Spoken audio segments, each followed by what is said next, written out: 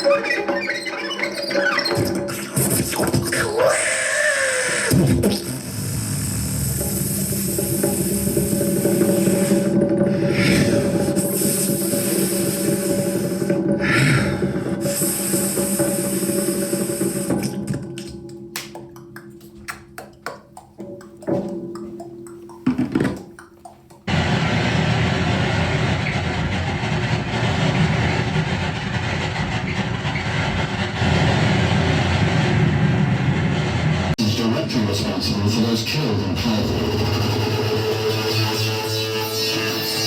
To Jews, the arrogance of the United States regime that they occupied Arabia, the holiest place of the Muslims, who are more than 1 billion people in the world today.